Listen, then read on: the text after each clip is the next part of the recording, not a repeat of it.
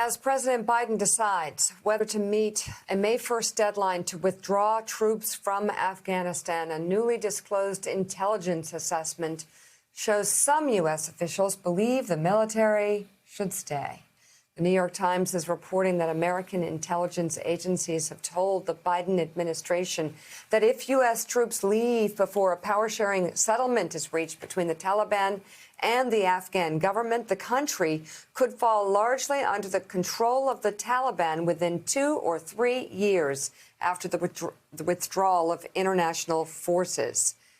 Ed Luce, in your new column for the Financial Times entitled The Puzzle of Joe Biden's Middle-Class Foreign Policy, you write in part, quote, one of the most striking aspects of Biden administration is the gulf in tone between his foreign and domestic policies.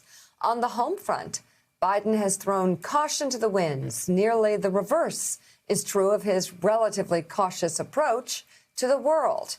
The key to U.S. fortunes lies in how skillfully Biden can do two things at once: bolster America's middle class while outflanking China on the global economic stage.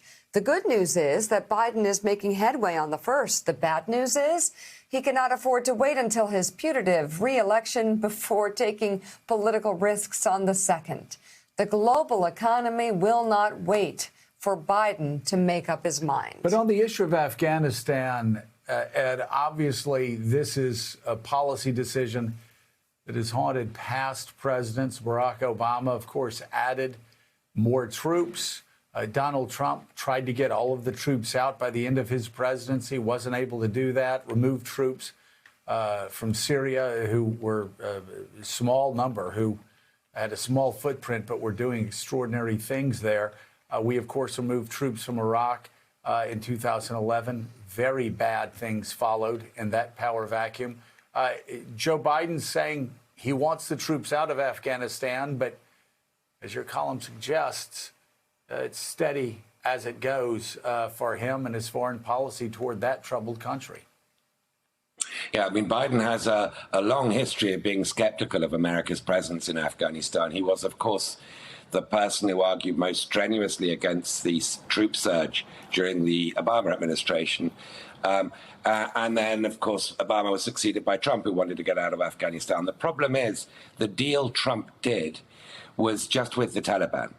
Not with the government in Kabul, the democratically, well, I put quotation marks around that, but the much less illegitimate government based in Kabul under Ashraf Ghani. And they I think quite understandably, have been complaining that you are leaving us to our fate with the Taliban, who are, getting more and more powerful as each week passes. They're getting support from elements within Pakistan, as has always been the case. And so Biden is now faced with this choice: get out by May the 1st, which was the Trump deadline, under the deal he reached with the Taliban, in which case watch this country once again descend into, a very dangerous civil war situation, or stay on, keep the 3,500 American troops that are there in place, and try and forge a new deal that includes Kabul, not just the Taliban, which could take months or years and still not work. So Biden has no good options. There's terrible, catastrophic, disastrous, or worse. He has to sort of pick the least worst of this. And I suspect, as that New York Times report indicated, that he's going to end up keeping 3,500 troops in Afghanistan.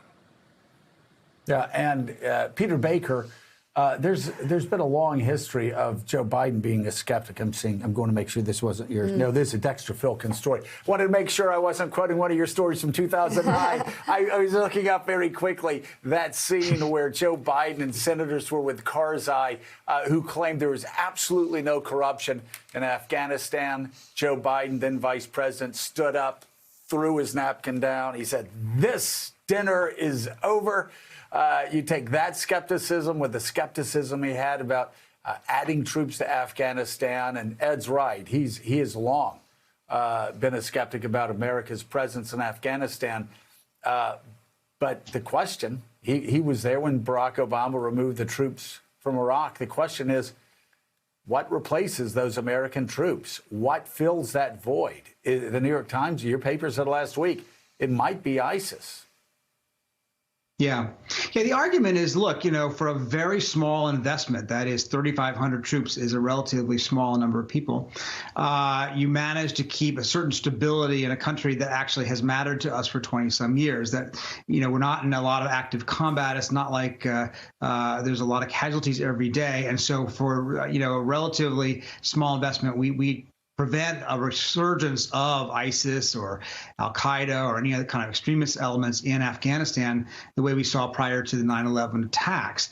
And by the way, we also keep faith with our commitment to women and girls in Afghanistan who came out and began to emerge in a very harsh society, largely because there were foreign elements there to say it's okay. We're going to help defend a government that will resist this sort of Taliban repression.